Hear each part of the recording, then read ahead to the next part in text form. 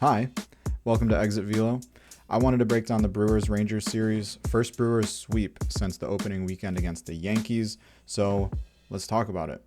First thing I want to pull up real quick is just the amount of hits the Brewers got throughout the series, especially in comparison to the Rangers, and then I'm also comparing the amount of walks they had. So they out-hit them in game 2 and 3 by a decent amount, 11-7, 11-6, and then in game 1 it was tied. First game, Rangers did have one more walk. Second game, same amount of walks. Third game, this is actually kind of crazy. 5 walks to 1. Can't be doing that, right? Can't be walking them 5 times, no less, only drawing 1.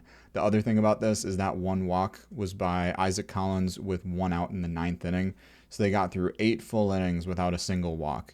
You just got to be, either A, getting more people on base, but you can see they got 11 hits, or you got to get more guys in if you're getting that many hits in a single game, right? So let's go through game 1 first. So this, I would define as the whole series actually as the Christian Yelich bad luck series. Really, really great to see him swinging well, but a lot of the stats won't really show that, right? Unless you were watching. So first game, he had 2 at-bats right here that I'll highlight in the 2nd inning and the 7th inning. So I'll play the replays in a second. First one was a flyout. Well, they were both flyouts. First one, 105 exit velo. Second one, 106 exit velo. These are the things that I'll point to right here. The expected batting average right here. So off the bat, what the likelihood was that it was going to be a hit. This one in the 2nd inning, 610 expected batting average. This one in the 7th, 840. And then, of course, if you look over here, how many ballparks would it have been a homer in? 2 of 30 ballparks, actually. So let's just look at them real quick. So the 2nd inning, let's pull that one up. Okay. Stretch. So he said it wasn't just one single event that happened. Yay? Go ahead, Soph. Deep fly ball to left center. It's a pitcher's park now, Sophia. Hits a pitcher's park. Yeah, apparently. That ball just died out there. And then this one was in the 7th inning. Kind of similar. Obviously barrels it up. This one's a little bit more to left. For a 7th inning, Yelich in the air to left field. Hit well. Langford on the run. He's there to make the play. They just had him positioned really, really well. And honestly, the ball kind of just died when it got in the air, So 2 other quick things is just kind of the wasted base runners. So let me just scroll through here real quick. So Brewers had 8 base runners, 6 hits, 2 walks, and then they had 2 grounded into double plays by Caleb and Sal. So that's 2 of those 8 runners wiped out.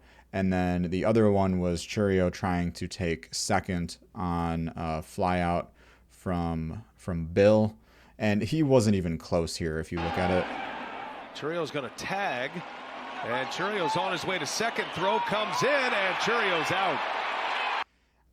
I don't know. It's just a bad decision. I don't know if that was Churio's decision to go for that or if that was Bourbon that told him to try to take that base.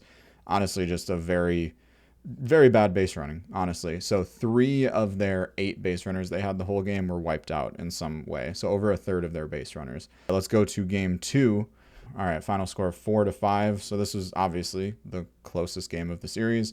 The most winnable game of the series probably because of this. So expected batting average was the name of the game in these first few games here. So I pulled out basically all of the outs that were hit in play.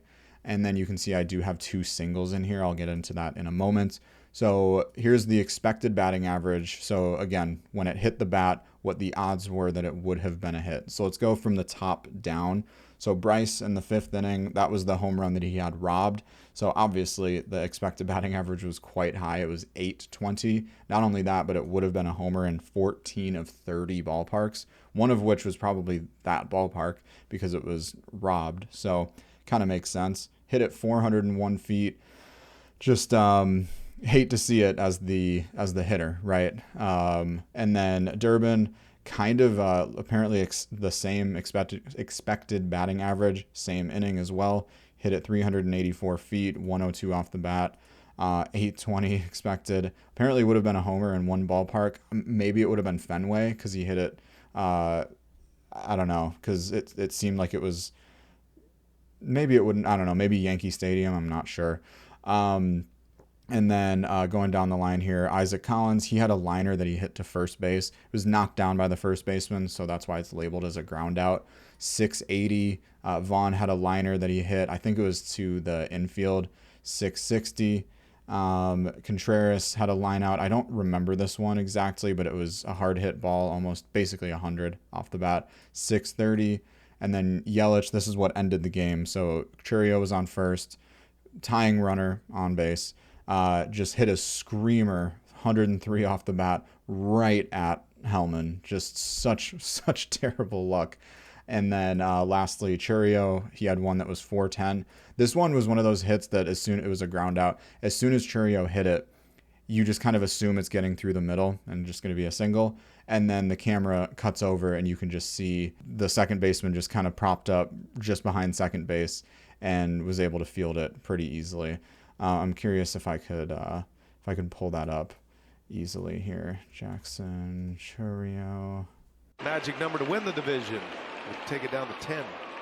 Churio hits it sharply, but right at Cody Freeman. Yeah, just, I mean, placed well, but the defense was placed better, right? So then the flip side, right, as you can see, I put in two singles here. This one, infield single, expected batting average of 100. Another infield single, expected batting average of 60, which is crazy. So, I mean, like, you can definitely look at it and just kind of be thankful that they did get some guys on from really, really low expected batting averages. But then if you kind of want to be, I don't know, if you want to be upset about it like me, you can look at Bryce's, this would have been a homer, right? Like, and there's a man on base. So that's 2 runs. This is 4 bases, right? So they got 1 base plus 1 base. You got 2 free bases, right? And then you just trade that for 4. Durbin's probably would have been a double, Collins probably could have been a double. So you got 8 total bases right there just from 3 at bats, So obviously we all know that's just not how it doesn't work that way. Brewers play good defense, right? So we probably do that to other teams a lot. So we're just on the receiving end of it. Rangers are playing good defense, not just that, but they were in the right places at the right time, right? All right, so last game, final score of 3-6. First thing that I'm going to talk about is going to be really, really nitpicky. And I don't know, it's going to be pretty nitpicky. So the third inning started out with a strikeout and then a single by none other than Michael Hellman, of course. And then so it was a 3-1 count on Josh Smith, and Hellman was trying to steal second base. Contreras, I think it was Jansen catching. He threw him out at second base, tagged him. And there was no call because this pitch right here, pitch number 5, was called a ball. I understand that calls are missed, strikes, balls, and everything. But it's just the situation. That's the part that's hard to not be frustrated about. Because if this is called a strike, not only does he not get walked, but that runner is also out. So there's just a lot of really big implications just for missing a singular pitch. And I know it happens to both teams all the time. Same thing I was just saying about the, like expected batting average, like Brewers will do the same thing to other teams. I totally get that. But it's just definitely frustrating as a fan to see something like that, especially because it was a strike. And the reason it was called a ball is because he wasn't able to frame it because he was trying to throw a runner out, which he did. But it doesn't count because it was called ball 4. Also, the other thing, like if that was on a 2-1 count and that's called a ball, the runner is out at second base. So then, of course, the ripple effect there, this is Freddie's fault. He's got to really hunker down after that. He walks the next batter, right? You can't be doing that, after you just kind of gave up a base runner. I don't know. You can't be walking the next guy. And then Jock Peterson got a fielder's choice that ended up scoring Hellman, who, again, would have been out. And then once again, Freddie's fault, of course. The third run that was scored was via a balk. Obviously, Freddie was just spiraling a little bit. It happens. Just not a good outing for Freddie. It happens, and it hasn't happened for him in over a month. So it is what it is. And then one other thing, just sticking with the theme of walks, is out of the 6 runs the Rangers scored, 2 of those runs were walks that ended up scoring. That's just a frustrating thing as a fan, just to see those free passes coming around to score. Brewers obviously do that all the time. We force errors on other teams, get infield hits, have long at bats. Durbin gets hit by pitches all the time. I don't know if he leads the league or not. So we do the same thing, but it's just kind of frustrating to see those free passes come around to score. Last but not least is bases loaded info. So in Game 3, Joey Ortiz had yet another plate appearance with the bases loaded. There's nothing really that can be done about this. It's purely just situational, but it's just, to me, I just hate the amount of at-bats that Joey gets with the bases loaded, because he's objectively the worst hitter on the team. He's probably the best defender on the team, so you kind of make that trade-off. He made a really, really good play in that inning where Freddie's blow-up inning. So you definitely trade those things. I don't not want him in the lineup.